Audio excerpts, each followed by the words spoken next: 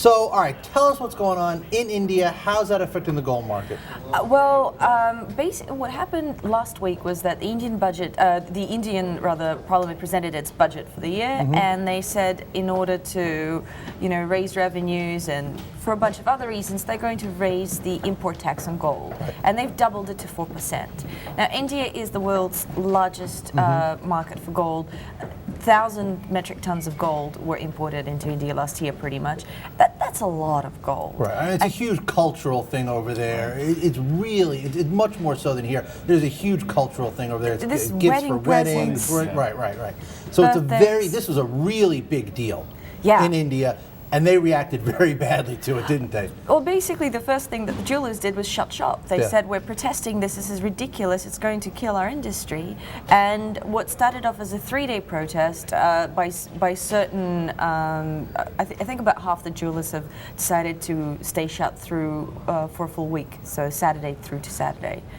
So is this sort of an overreaction, though, to what ultimately could be sort of just a nominal tax increase? I noticed in the story there was a discussion of how this action by the jewelers could actually lower gold prices, and that could actually compensate a little bit for this. So, is it a little bit of an overreaction? Well, I mean, not if you talk to them. I mean, if you take a step back from what's going on and you look at it, in very broad terms, is India as a country going to stop buying gold? No. Of course not. Right. Birthdays, weddings, other celebrations, they're still happening, and you still need to give your wife something. And it better not be a cell phone. Or just small, something like something small, right? Yeah, right. Instead of the whatever, a quarter of an ounce of whatever it is, but just an eighth of an ounce. Smaller. Exactly. Smaller. Now, let's talk about how this is affecting the gold market. Gold market has been pretty volatile the last few months, right? This is just one more thing adding to the volatility. Is that right? Yeah, there's a lot of pressure on gold at the moment because we've gotten some really bad data out of China in terms of manufacturing lately, and if the Chinese economy is not going well, maybe they'll have less money to buy gold.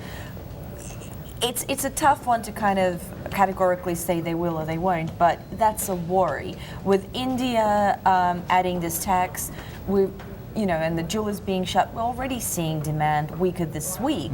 All the bullion banks are kind of saying, look, the physical buying is quite weak out of Asia because India's kind of out of the market.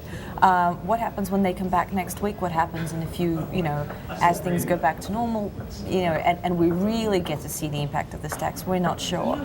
But right now, on the, sort of through yesterday, gold prices were down 4% on the month. They're still up on the year, but, But down on the month. Yeah. Volatility, you can see right there, we got gold up 1% right now. So, hey, we'll see what happens there. Tatyana Shumsky, thank you very much. Have a good weekend.